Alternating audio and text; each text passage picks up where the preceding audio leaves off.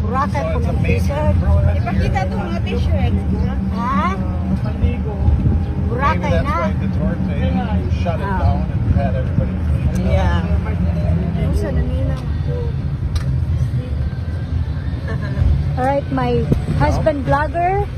Any final words? Well, I hope it's not my final words. You should, you have your own, also page. Ano ba ka? Page. Website ba nang gamit? Yeah, well, it's our tour of the tourist side of Boracay.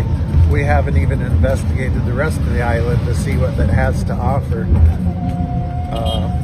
Next We time, noticed that in Boracay, the island is much more cleaner than other islands, as they had put an effort into clean up and securing the garbage rather than letting it blow around or wash up on shores and things like that. So things are cleaner here. Yeah. Pag nakabit yung